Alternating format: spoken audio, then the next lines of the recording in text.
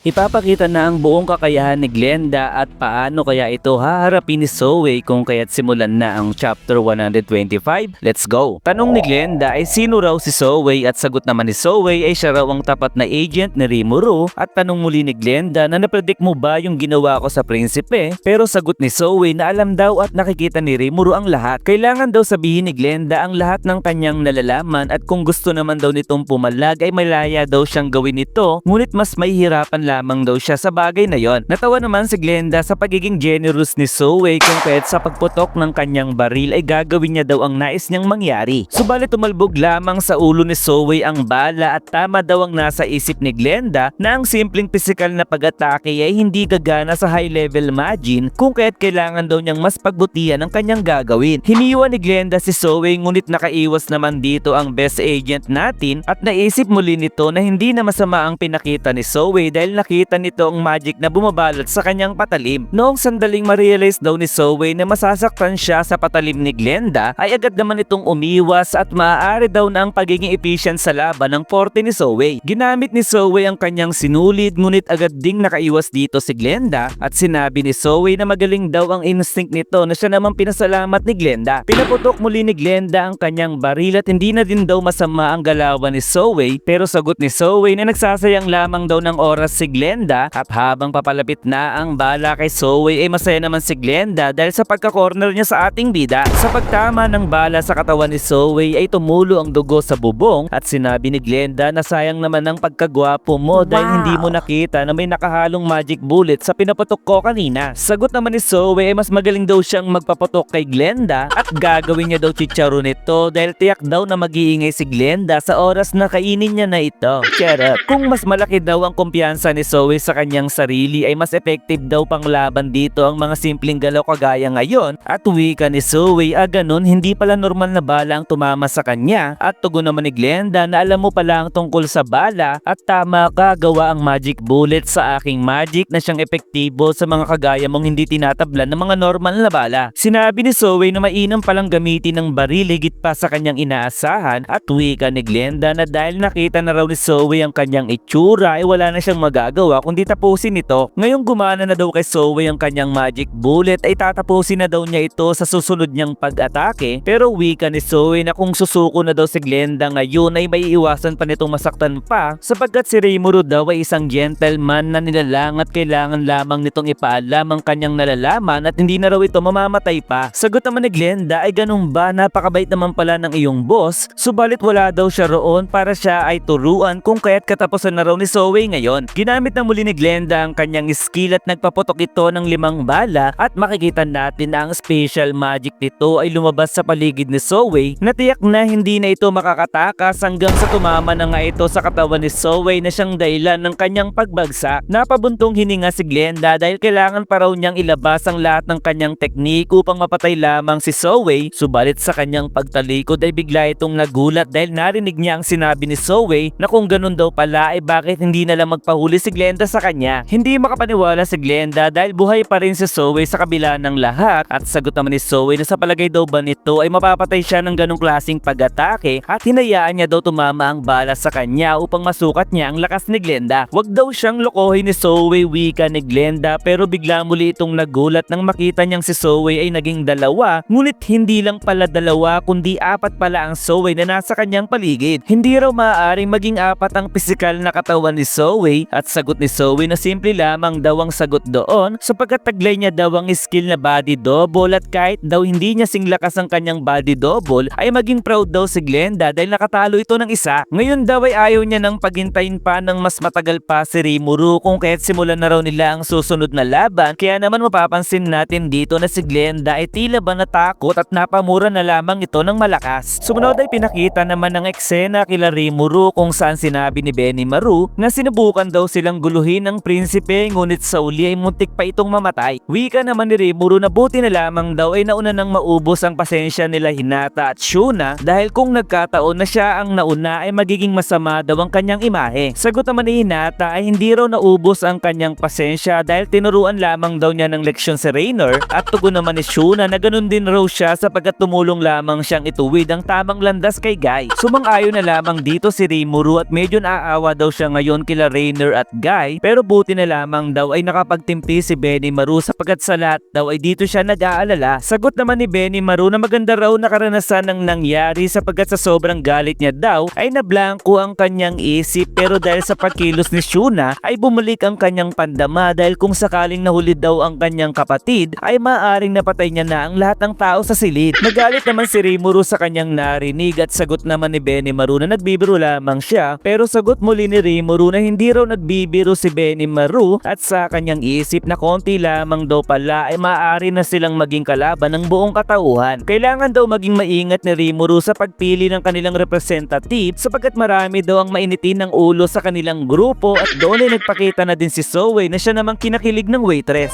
Binati ni Rimuru si Soe sa paghuling dito sa assassin at tanong ni Rimuru kung binigay daw ba ng assassin ang kanyang pangalan, pero sagot ni Soe na hindi raw, ngunit tinatawag daw si Rimuru nito bilang Devil Bastard Boss na maaaring mahistory daw ito kay Diablo. Wala daw sinabi si Diablo tungkol sa bagay na yon dahil maaaring hindi raw nag-register sa utak or tumatak sa utak ni Diablo ang assassin na ito at sigurado raw siyang malalaman ni Hinata kung ipapakita niya ang imahe nito. Sagot naman ni Hinata na ang assassin na pinakita ni Rimuru sa kanyang isip ay parte ng Master Rooks na may pangalang Glenda at nasa ilalim daw ito ng kanyang pamumuno. Sumunod ay pinakitang nagulat si Glenda sa pagkakakita niya kay Hinata at sinabi ni Hinata na nice to see you, Glenda, at sagot naman ni Hinata na yun na raw ang kanyang katapusan kung kaya't patay na daw siya sapagkat yun naman daw talaga ang nangyayari sa mga espiyang katulad niya. Manahimik daw si Glenda, wika ni Soe na siya namang kinatakot nito at sa palagay daw ni Rimuru ay na-break ni Soe ang will ni Glenda base sa pinakita nito. Maari daw bang mauna si Hinata sa pagtatanong at nang magkaharap na ang dalawang babae ay tinanong ni Hinata na tama daw bang inutusan si Glenda na patayin ng prinsipe na siyang sinang-ayunan naman nito. Tama rin daw ba na ang goal nila ay frame up si Rimuru upang mapatalsik ito sa Western Nation, pero sagot ni Glenda na hindi raw siya binigyan ng rason at sumusunod lamang siya sa utos. Sa palagay daw ni Hinata na ang backer ni Glenda ay siya mismong kumokontrol sa council kung kaya't maaari daw ba nitong sabihin kung sino, pero hindi naman nag-comment si Glenda. Naisip na daw dati ni Hinata na may espiya sa kanila at may kinalaman daw dito ang council upang manmanan ng Western Holy Church at inutusan daw ba si Glenda na pagtaksilan sila simula pa lamang nung una, ngunit hindi pa rin nag-comment si Glenda dito. Magiging mababa daw ang parusa ni Glenda kung sasabihin nito ang nag-utos sa kanya, ngunit si Glenda ay napamura dahil wala daw siyang sasabihin, kaya naman ang uling tanong daw ni Hinata ay naniniwala daw ba siya kay Luminous, pero sagot ni Glenda na wala daw Panginoon at kung gusto raw siyang paniwalain ni Hinata ay bayaran daw siya nito. Pagkatapos sumagot ni Glenda ay humarang si Rimuru upang pigilan ang pag-atake ni Hinata at sinabi nito na sumusobra na raw ang santo, ngunit sagot ni Hinata na nasa gitna sila ng pag-uusi, pero sagot ni Rimuru na sinubukan daw nitong patayin si Glenda. Tugon muli ni Hinata na wala daw siyang balak gawin ang bagay na yun, pero isa raw sinungaling si Hinata, wika ni Rimuru, dahil naramdaman niya daw ang intensyon nitong pumatay, subalit wika ni Shuna na okay lamang daw yun dahil ang kamatayan ni Glenda ay hindi magbibigay ng mas maraming impormasyon at bukod pa raw doon ay magagamit niya ang katawan ni Glenda sa pagsasanay niya ng resurrection magic. Sumang-ayon naman si Hinata sa sinabi ni Shuna at kaya rin daw niyang gumamit ng resurrection magic, pero sa isip ni Rimuru na hindi naman daw yun ang issue doon sapagkat para sa kanya ay hindi okay ang pumatay na lamang just because kaya mo itong buhayin. Maaari daw ba siya naman ang kumausap kay Glenda, wika ni Rimuru kay Hinata, at doon ay sinabi ni Rimuru na ang katulad daw ni Glenda na isang professional ay hindi basta-basta magsasalita, kung kaya't makinig na lamang daw ito sa kanyang sasabihin at magpakasaya daw ito sa pagpapakita nito ng poker face. At sagot ni Glenda na wag daw siyang maliitin ni Rimuru dahil hindi niya daw kailangang paalalahanan pa. Subalit napakadali lamang daw ng gagawin ni Rimuru sapagkat susundin niya lamang ang sasabihin ni Raphael, at doon ay sinabi ni Rimuru na ang unique skill ay maaaring maapektuhan ng kaluluwa ng isang tao at ang perfect example daw dito ay si Glenda na kung saan ang kanyang kaluluwa ay binabalot ng malakas na puwersa. Hindi raw alam ni Glenda ang tinutukoy ni Rimuru at muling sinabi ng ating bida na ang karamihan sa mga counselor ay mansyado na dahil sa kanilang matinding kasakiman na tila ba itinanim ito ng isang unique skill. Sagot naman ni Glenda na sino daw ang makakapagsabi noon dahil ang lahat naman daw ay napupuno ng kasakiman, at sumang-ayon naman dito si Rimuru, ngunit ang kasakiman daw na kanyang tinutukoy ay pare-parehas ang wavelength na siyang pruweba na sila ay nasa ilalim ng impluwensya ng iba, at ganun na din daw ang kalagayan ni Glenda na kinagulat nito. Sa kaso daw ni Glenda ay pinoprotektahan daw ng kanyang unique skill ang kanyang kaluluwa kaluluwa kung kaya't ang impluwensya ng iba ay hindi pa masyadong malala pero sa isip ni Rimuru na ngayon nga lang din daw nalaman ang tungkol sa bagay na yon. Kahit nakakamanga daw ang unique skill ni Glenda ay meron din daw mga nilalang na kayang makita ang unique skill ng iba at sagot naman ni Glenda ay tinutukoy daw ba ni Rimuru ay yung mga appraisal eye at tugon muli ni Rimuru na tama ka sapagat ang Milim eye ni Demon Lord Milim ang pinakasikat sapagat sa isang tingin lamang ay kaya niya nang makita ang general skill ng isang nilalang. Subalit kung sakaling ang isang nilalang ay meron dalawang unique skill ay mahihirapan na raw si Milim na tukuyin kung marami bang skill ang isang nilalang or nagtataglay ito ng isang malakas na skill. Flashback noong nasa Walpurgis daw si Rimuru ay medyo maingat daw siyang pinagmamasdan ni Guy sapagat maaari daw na mas mataas ang tingin ni Guy sa kanyang sarili kung ikukumpara sa iba at sa palagay niya daw ay nagtataglay din ito ng something na skill analysis gaya ng kanya. Nagtataglay daw si Rimuru ng 4 na ultimate skill at maaaring na-realize daw ni Guy na hindi siya pwedeng paglaruan nito sapagat kung nais mo daw mabuhay sa mundo ay hindi mo kailangang ibulgara ang lahat ng iyong tinatagong alas lalong lalo na daw si Raphael Sensei. Ano raw ang ibig iparating ni Rimuru tanong ni Glenda dahil kung nakikita nito ang kanyang skill ay tama daw na meron siyang unique skill at ano naman daw ang pakialam ni Rimuru kung pinoprotektahan siya ng kanyang unique skill. Humingi ng sorry si Rimuru dahil sa kanyang sobrang pag-iisip sapagat kahit daw corrupted or not ang isip ni Glenda ay wala siyang pakialam dito subalit nakakasigurado raw siya na ang nag-utos kay Glenda ay nagtataglay ng isang malakas na unique ability. Sumasang-ayon si Glenda sa sinabi ni Rimuru tungkol sa bagay na yon at wikang muli ni Rimuru na noong founding festival ay may isang tao ang apektado ng skill na ito na may pangalang Guy ngunit nilampaso na daw ito ni Shuna kanina. Ang ilan daw sa mga merchants ay apektado rin ng skill na ito at kung umepekto raw ito sa maraming tao ay tiyak daw na malapit lamang ang gumagamit ng unique na ability ito. Kaya naman ang employer daw ni Glenda ay present noong founding festival dahil ang kanyang skill na analyze and assess ay napakalakas daw sapagkat nalalaman niya kung nagtatago ang isang nilalang ng kanyang skill or ang buo nitong magical count. Kung pupunta raw sa Tempest ang isang nilalang at may tinatago ito ay agad niya itong malalaman kung kaya't inutos niya daw sa kanyang mga bataan kung sino ang gumagawa ng kanyang tinutukoy na pagtatago ng lakas. Kaya naman nais daw tanungin ni Rimuru kung narinig na daw ba ni Glenda ang pangalang Maria Belroso na siya namang talagang kinagulat nito subalit pilit pa rin itinanggi ito ni Glenda subalit wika ni Hinata so ibig sabihin pala na ang Rosso family ang sangkot sa kaguluhang ito. Sigurado raw na alam na ni Glenda si Granville Rosso ay dating hero at founder ng Rosso family at siya rin daw ang Gren ng 7 Days Clergy at wika ni Zoe ay akala niya daw napatay na ang lahat ng member nito at inassume na rin daw ni Benimaru na nilikwit na nila Diablo at Lady Luminous ang grupong ito. Sinabi daw ni Nicolas na tinapos na din raw niya si Gren ngunit hindi raw siya magtataka kung buhay pa rin si Granville sapagkat namuno ito ng daang taon sa Western Holy Church. Kung ganun daw pala ay nagtataglay si Maribel ng skill base sa grid ng isang nilalang at si Granville na siyang head ng Rosso family ay hindi malabong hawak din ito ang buong council. Tanong ni Rimuru kay Hinata ay i-assume na daw kaya nila na si Granville ang mastermind ng lahat at sagot ni Hinata na hindi malabong yun talaga ang totoo dahil ginagamit daw nito ang skill ni Maribel para sa kanyang mga plano. Nagtataka si Glenda sapagkat wala naman daw siyang sinabing kahit ano kila Rimuru ngunit kung tutuusin daw ay para na din daw siyang umamin base sa kanyang narinig at natawa naman si Rimuru dahil mali daw ng kinalaban si Glenda. Wika ni Hinata ay yun daw ang napapala ng isang traidor pero napamura naman si Glenda sapagkat papatayin daw siya ng kanyang employer at tanong ni Rimuru ay ganun daw ba kalakas si Maribel sapagkat sa palagay niya daw ay kaya namang tumakas ni Glenda pero sagot ni Glenda na hindi naman daw yun ang problema dahil sa kagaya niyang naisamon lang sa mundong ito ay nakagapos na siya sa isang sumpa na hindi kayang takasan sapagkat sa oras na malaman na siya ay tumakas ay dudurugin daw ang kanyang kaluluwa. So ibig sabihin daw pala ay hindi nag-traidor si Glenda sa Luminous ayon sa kanyang kagustuhan at sagot naman ni Glenda na medyo complicated daw ang bagay na yun dahil gusto naman daw niyang ibigay ang sarili sa awa ng Diyos ngunit nakabantay sa kanya si Granville at hindi niya raw nai-imagine na sasagipin siya ng isang Panginoon. Hindi raw matutulungan si Glenda sa ganong klaseng problema dahil sa oras daw na madurog ang kanyang kaluluwa ay hindi na siya kaya pang buhayin kahit pag gumamit ng resurrection magic. Ngayon daw natapos na sila ay pwede nang mabuhay si Glenda ng malaya at napailing na lamang si Glenda dahil sa awa pa na pinakita ni Rimuru ngunit wika ni Rimuru na hindi raw yun ang kanyang tinutukoy sapagkat winasak na daw nito ang sumpa na bumabalot kay Glenda kung kaya't malaya na talaga ito. Nagulat si Glenda sa kanyang narinig, ganun na din si Hinata kung kaya't napangiti na lamang ito dahil lagi na lamang daw siyang sinusurpresa ng ating bida. Pero pinapaalala lamang daw ni Rimuru na sa oras daw na maging hostile si Glenda sa kanila ay hindi na raw nila ito mapapatawad at wika naman ni Hinata na palalagpasin na lamang niya ito ngayon, pero sagot ni Glenda na hindi raw yun ang nais niyang pag-usapan sapagkat hindi ito makapaniwala na nakawala na siya sa kanyang sumpa. Hindi raw ba mas naging malinaw ang pag-iisip ngayon ni Glenda, wika ni Rimuru, at nang mapansin nga ni Glenda na may nagbago sa kanya ay hindi pa din ito makapaniwala at sinabi ni Hinata na kung magtataksil daw talaga si Glenda kay Luminous ay hindi raw siya mapapatawad ng Western Holy Church. Pinapaalis na ni Rimuru si Glenda, ngunit sinabi ni Glenda na wait a minute kaping mainit sapagkat kahit nakakahiya ay nais niyang humingi ng favor sa ating bida dahil sasabihin niya daw ang lahat ng kanyang nalalaman pero sana daw ibigyan siya ng trabaho sa ilalim ni Rimuru. Kaya niya daw gawin ng kahit anong maduming gawain at kahit alam niyang hindi pa siya mapagkakatiwalaan ay nangangako daw siyang magiging loyal kay Rimuru. Narealize ni Rimuru ang maaaring mangyari kay Glenda kung magtatago ito sapagkat maaaring huntingin ito ng Lobilius o kaya ni Granville pero sa totoo lamang daw ay hindi niya talaga ito mapagkakatiwalaan. Wika ni Glenda ay kaya niya daw ibulgar ngayon ang ibang impormasyon na hindi alam nila Rimuru dahil hindi man daw niya alam ang eksaktong plano nila Mariabel, subalit alam niya ang pinakamalaking banta na maaaring gamitin ito laban sa ating bida at ito nga raw ay si Yuki na siyang pinuno ng Tree Union dahil kontrolado na raw ito ng buo ni Mariabel. Papayag kaya si Rimuru na maging kakampi si Glenda? At ano pa ba kaya ang gagawin nila Granville at Mariabel laban sa ating mga bida? Kaya naman mag-follow lamang sa aking channel para maging updated ka sa susunod na pangyayari at kita-kits sa susunod na buwan. Goodbye!